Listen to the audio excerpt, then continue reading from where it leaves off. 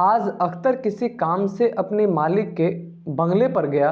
वहां जब गया तो एक औरत को देखा जो बहुत ही सजी सवरी हुई थी, एकदम रानी की तरह लग रही थी, सोने से लदी हुई थी, आभूषण पूरे शरीर पर था। और उस औरत को देखकर अख्तर एकदम से चौंक गया, क्योंकि वो औरत कोई और नहीं थी, वो औरत उसकी पत्नी थी। वही पत्नी जिसको वो 2 साल पहले अपने साथ रहने के लिए दुबई बुलाया था, लेकिन वो दुबई आते ही खो गई थी। अख्तर चाहता है कि मैं अपनी पत्नी से बात करूं, लेकिन वहां पर उसके सुरक्षा जो गार्ड होते हैं, बॉडीगार्ड, वो उसको वहां तक नहीं पहुंचने देते। लेकिन उसकी पत्नी अख्तर को देख लेती है। दोस्तों, ये कहानी बहुत ही मार्मिक होने वाली है, आपके दिल को छूने वाली है। ये एक सच्ची कहानी है। तो क्या है पूरी कहानी, इसके लिए आप मेरे वीडियो में बने रहिए। नमस्कार, प्रणाम। कहानी के इस एपिसोड में मैं सूरज राय आपका स्वागत करता हूं। अगर आप मेरे चैनल पर नए हैं तो प्लीज़ मेरे चैनल को सब्सक्राइब कर लें। दोस्तों, राजस्थान में एक जिला है भरतपुर, वहाँ की ये कहानी है और 2017 की ये कहानी है। राजस्थान के भरतपुर में एक अख्तर नाम का लड़का रहता है, जो दुबई में रह के काम करता था। बहुत अच्छे पद पर उसकी नौकरी थी, उसकी अच्छी खासी सैलरी थी, और जिसके कारण उसके पुश्तैनी गांव मतलब भरतपुर में जहां पर उसका गांव था, अच्छा नाम था। तो अख्तर की शादी उसकी अपनी ही बुआ की लड़की परवीना से होती है। वैसे वो परवीना को जानता तो बहुत पहले से था, एक दूसरे को पसंद भी बहुत पहले से करते थे, प्रेम एक दूसरे से बहुत पहले से करते थे, लेकिन कभी इजहार नहीं कर पाए। दोनों की शादी की बात हुई, ये जानकर दोनों बहुत खुश हुए थे कि जान पहचान के थे, एक दूसरे को पसंद भी करते थे। और फिर मुस्लिम रीति रिवाजों के अंतर्गत जिस तरीके से होता है, दोनों का निकाह कर दिया जाता है और दोनों एक दूसरे के हो जाते हैं। शादी के दिन बड़े धूमधाम से बीतते हैं। उसके बाद अख्तर 6 महीना तक अपने पुश्तैनी गांव भरतपुर में ही रहता है। लेकिन उसके बाद कहते हैं ना कि आपको एक समय के बाद फिर से रोजगार के लिए निकलना पड़ता है। तो फिर अख्तर को अपने काम के लिए फिर से दुबई जाना होता है। जब वो दुबई जाता है तो उसकी पत्नी उससे गले लगकर बहुत ही रोने लगती है। दुबई जाने को तो चला जाता है अख्तर, लेकिन उसका दिल भरतपुर में ही छूट जाता है। वो दुबई जाकर काम करने की कोशिश करता है, लेकिन बार बार उसे अपनी पत्नी परवीना की याद आती। यहाँ परवीना भी अपने काम में अपना मन लगाना चाहती है, लेकिन मन नहीं लगा पाती। बार बार उसे अख्तर की याद आती। इस तरीके से दोनों अपने आप को भुलाने की कोशिश करते किसी काम में, लेकिन भुला नहीं पाते। दोनों के पास एक ही जरिया था, मोबाइल, जिसके माध्यम से ये दोनों अपना जो दुख दर्द था उसको थोड़ा कम कर लेते। फ़ोन पर बात करते तो घंटों बातें करते। फ़ोन पर बात करते और बात करते करते पता भी नहीं चलता कब रोने लगते। एक दूसरे की जो जुदाई थी बर्दाश्त नहीं कर पा रहे थे। अख्तर जो था अपनी कंपनी में एक अच्छे पद पर था, और इसमें एक विशेष गुण था जिसके कारण ही दुबई की जो तेल कंपनी थी इसको अपने यहाँ हायर करके रखी थी। लेकिन ये चूंकि इसका ध्यान अपनी पत्नी की तरफ ज़्यादा था, जिसके कारण वो अपने काम पर ध्यान नहीं दे पाता था। दोस्तों, दुबई में बहुत सारी छोटी छोटी, जैसे भारत में किसान होते हैं, छोटे छोटे किसान होते हैं, बड़े किसान होते हैं, वैसे ही दुबई में भी छोटी छोटी तेल की कंपनियां होती है, जो अपने तेल इकट्ठा करके कोई बड़े डीलर को देते हैं और फिर वहां से वो तेल अन्य देशों में पहुंचता है। तो इसका जो मालिक था वो भी उसी तरीके का एक मध्यवर्गीय व्यापारी था तेल का। तो इसके बिना उसका जो काम था बहुत ही धीमा चल रहा था, कम चल रहा था। तो ये बात जब उसके मालिक को पता चली कि जो अपना काम है वो धीमा चल रहा है, तो फिर वो मैनेजर से बात करता है कि भाई काम धीमा क्यों चल रहा है। तो फिर मैनेजर बताता है कि सर ऐसी बात है कि एक जो लड़का है भारत का रहने वाला है, उसके साथ ऐसी ऐसी समस्या है, उसकी शादी हुई है, तो वो अपने काम पर ध्यान नहीं दे पा रहा है। कोशिश तो कर रहा है लेकिन ध्यान नहीं दे पा रहा है। मैनेजर कई बार इस लड़का से कहता भी है, वो कई बार इसे समझाता भी है कि देखो ठीक है पत्नी वाली बात, लेकिन काम पर भी ध्यान देना ज़रूरी है, यहाँ से पैसे मिलते हैं। तो मैनेजर से वो अख्तर कहता कि क्या करूँ, मैं काम पर ध्यान देने की कोशिश करता हूँ, लेकिन चाहकर भी मैं ध्यान नहीं दे पा रहा हूँ। मैनेजर भी इस बात को समझता था, क्योंकि मैनेजर भी भारत से ही था, वो भी अपनी पत्नी से दूर था। कंपनी बहुत जल्दी उसे निकाल भी नहीं सकती थी, क्योंकि इसको निकालने का मतलब था कि इसके जैसा कोई एक और आदमी मिले, तभी इसको बदला जा सकता था। कोई और आदमी मिल भी नहीं रहा था। अंत में अख्तर डिसाइड करता है कि इस तरीके से काम नहीं चलेगा, चूंकि परवीना बहुत रो रही थी तो वो परवीना से वादा कर देता है कि मैं काम छोड़कर आ रहा हूँ भारत तुम्हारे पास। ये बात जब मैनेजर को पता चलती है तो मैनेजर अपने मालिक से बताता है कि वो जो अख्तर नाम का आदमी है वो काम छोड़कर भारत जाना चाहता है। अब उसका जो मालिक होता है उसके लिए बहुत बड़ी टेंशन की बात थी, क्योंकि उस तरीके का जब तक कोई टैलेंटेड आदमी उसे नहीं मिल जाता तब तक वो अख्तर को नहीं छोड़ सकता था। तो फिर बहुत सोचने के बाद वो एक उपाय लगाता है और उपाय लगा के मैनेजर से कहता है कि ऐसा है कि उससे कहो कि वो अपनी पत्नी का वीज़ा अप्लाई करे, पासपोर्ट बनवाए और उसको भारत से यहाँ आने तक जितने भी खर्चा होंगे और यहाँ रहने का जो भी खर्चा होगा कंपनी उठाएगी। मैनेजर ये बात जब अख्तर को बताता है तो अख्तर खुश हो जाता है, क्योंकि इस तरीके से वो अपनी पत्नी के साथ भी रह सकता था और उसका काम भी नहीं छूटता। तो फिर वो राज़ी हो जाता है और फिर अपने घर पर इस बात को लेकर इन्फॉर्म करता है, अपनी पत्नी से कहता है कि तुम चिंता मत करो, तुम पासपोर्ट अप्लाई कर दो। पत्नी अपने पति से मिलने की खुशी में पासपोर्ट अप्लाई करती है, वीज़ा अप्लाई किया जाता है और कुछ दिनों में वीज़ा और पासपोर्ट बनके तैयार हो जाता है। वो दिन आ जाता है जिस दिन परवीना भारत छोड़कर दुबई जाने वाली होती है। परवीना की खुशी का कोई ठिकाना न था, क्योंकि वो अपने महबूब के पास जाने वाली थी। चूंकि परवीना दुबई आ रही थी, इस खुशी में अपने ऑफिस में अख्तर ने पार्टी रखी। ऑफिस में जितने भी लोग थे सबको उन्होंने मनचाहा जो भी ऑर्डर हुआ किया, जो खाया पिलाया, जो भी खा सकते थे पी सकते थे उनके हिसाब से बहुत धूमधाम की पार्टी रखी। पार्टी समाप्त हो गई और परवीना जो थी अब लैंड करने वाली थी दुबई में।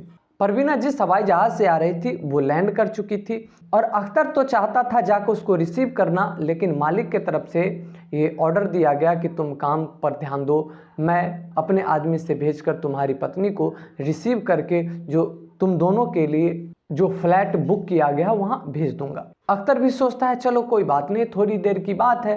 अख्तर की खुशी का कोई ठिकाना न था, लेकिन ये खुशी कब गम में बदल गया ये किसी को पता भी नहीं चला। परवीना भारत से चली तो थी, दुबई पहुंची भी थी, लेकिन दुबई पहुंचने के बाद वो कहाँ गायब हो गई किसी को पता नहीं चला। एक दिन बीत गए, 2 दिन बीत गए, सप्ताह बीत गए, महीने बीत गए और अख्तर और ज़्यादा परेशान रहने लगा।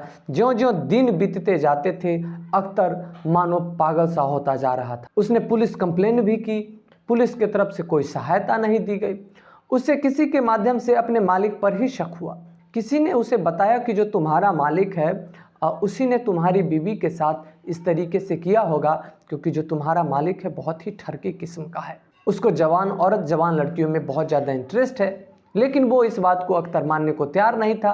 फिर वो आदमी उसको सबूत भी दिखाता है, कहता है कि जब तुम्हारे मालिक को पता चला था कि तुम्हारी शादी हो गई है तो फिर उसने मैनेजर के माध्यम से तुम्हारी बीवी का फ़ोटो मंगवाया था और जब वो तुम्हारी बीवी का फ़ोटो देखा था तो वो तुम्हारी बीवी को फ़ोटो देखकर उस पर लट्टू हो गया था। ये सब बात सुनकर वो अपने मालिक के खिलाफ भी कंप्लेंट कराता है, लेकिन चूंकि वो वहाँ का उसका मालिक रईस था इसीलिए पुलिस भी उसके खिलाफ कोई ज़्यादा एक्शन नहीं लेती।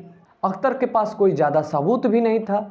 वो वहाँ के जो दूतावास था, भारतीय दूतावास, वहाँ भी संपर्क करता है, लेकिन उसे किसी भी प्रकार की कोई सहायता नहीं मिल पाती। ये कुछ और करता है, इससे पहले ही इसे एक सुनसान जगह में भेज दिया जाता है, नज़रबंद करके रेगिस्तान में भेज दिया जाता है और वहाँ पर इससे ऊँट चरवाने का काम किया जाता है। इससे पासपोर्ट वगैरह छीन लिए जाते हैं, वीज़ा वगैरह छीन लिए जाते हैं, जिससे ये चाह कर भी वहाँ से अगर भागकर भारत आना चाहे तो नहीं आ सकता। ये वहाँ से कई बार भागने की कोशिश भी करता है लेकिन भाग नहीं पाता। अख्तर के ऊपर दुखों का पहाड़ टूट पड़ा था और वो पागल की तरह रहने लगा था। इधर वो जिस परवीना से बेइंतहा मोहब्बत करता था उसका कोई ठिकाना पता न था, नाम और निशान पता न था कि वो कहाँ है, क्या हुआ उसके साथ, जिंदा है या मर गई। 2 साल बाद उसे अपने मालिक के तरफ से बुलावा भेजा जाता है उस मालिक के घर पे। वो जब अपने मालिक के घर पे जाता है तो वहाँ पर एक बहुत ही सुंदर औरत को देखता है जो नीचे से ऊपर तक आभूषण से भरी पड़ी थी। सोने हीरे सारे चीज़ उसके शरीर में थे और वो एक महारानी की तरह दिख रही थी। जब दूर से अख्तर ने उसको देखा तो उसे ऐसा लगा कि शायद मैं इस महिला को जानता हूँ, लेकिन जो ही उसके कुछ करीब पहुँचा तो वो देखकर चौंक गया, क्योंकि वो महिला कोई और नहीं थी, उसकी पत्नी परवीना थी। जिस पत्नी के लिए, जिस पत्नी के प्यार में वो पागल हो गया था, दर दर की ठोकर खाता फिर रहा था, उस पत्नी को उसने देखा कि उसका शेख था, जो उसका सेठ था वहाँ का, उसके हाथ को पकड़कर हाथों में हाथ डाले और बड़े ही मज़े से वहाँ पर टहल रही थी। अख्तर तो वहाँ नौकर वाले झुंड में था, वहाँ पर कुछ फंक्शन था वो कर रहा था, लेकिन वो जो उसकी पत्नी थी परवीना, उस शेख के साथ अय्याशी करने में डूबी हुई थी। कभी अपने शेख के लिए वो कॉफ़ी लाती, कभी कुछ, और ये देखकर अख्तर का कलेजा फटता जा रहा था। वो परवीना के पास जाने की कोशिश करता है, लेकिन वहाँ पर बॉडीगार्ड वगैरह थे कि नौकर जो थे उनको काम करने के लिए एक अलग जगह था।